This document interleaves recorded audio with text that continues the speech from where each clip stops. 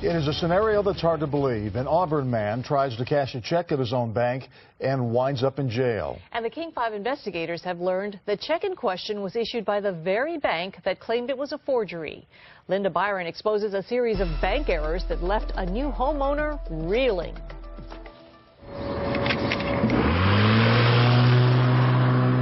I was really excited. For the first time, I actually got to buy a lawnmower and mow my lawn and everything. Buying his own home was a big accomplishment for construction worker Ikena Njoku. He's only 28 years old. Njoku qualified for the first-time home buyer rebate on his tax return. It was really important. I mean, I had a vehicle that I was looking on paying off. It wasn't just any vehicle. I had a 2001 Infiniti i30 silver. It was just like my favorite car. Njoku signed up to have the rebate deposited directly into his Chase bank account. But when the IRS rebate arrived, there was a problem. Chase had closed his account because of overdrawn checks in the past.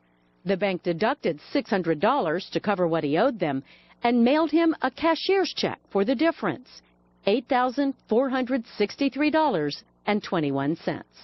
When Njoku came here to cash the check at the Chase branch near his home, he was in for a nasty surprise. The check had his name and address right on it and was issued by J.P. Morgan Chase. But the customer banker who handles large checks at the Auburn branch was immediately suspicious. I was embarrassed. I mean, she asked me what I did for a living, and asked me where I got the check from.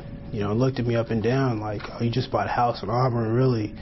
It's like she didn't believe that. The banker says the check looked fake, so she took it, along with Njoku's driver's license and credit card, and called bank support.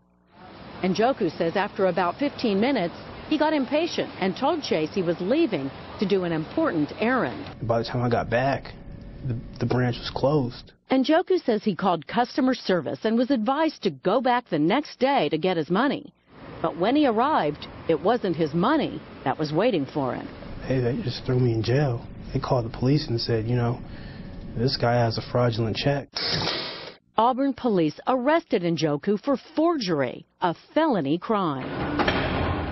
I was just like, well, you're making a mistake, You're making a big mistake.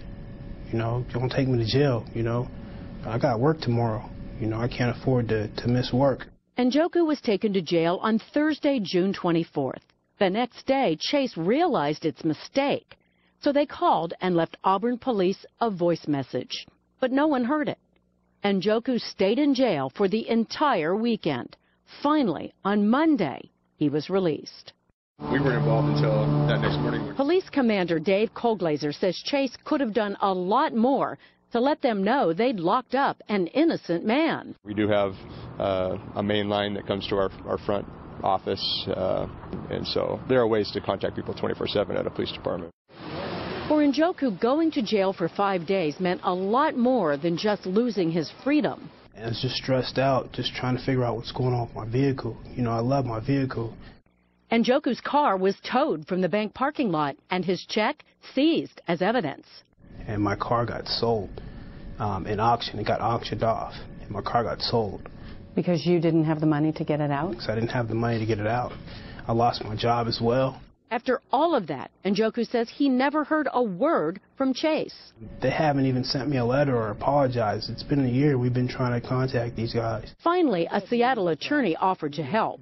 Last week, Felix Luna sent Chase a scathing letter. It's one thing to make a mistake. It's one thing to make multiple errors of judgment like Chase has made. And then once you realize that your error has caused such a harm to somebody else, to just ignore it for a year, I think he deserved better. Njoku says he's happy he bought his house, but sad his experience with Chase was so humiliating. They treated me like I was a criminal. He's just trying to cash a Chase check. At a Chase bank? At a Chase bank. Linda Byron, King 5 News. We tried for a week to find out if Chase planned to do anything to help Njoku. Just hours before our story aired, a Chase lawyer finally made contact with Njoku's attorney. He says Chase is reviewing the case and will have some answers in a few days. If you have a tip for the King 5 investigators, give them a call, 1-888-K5-STORY, or send them an email, investigators@king5.com.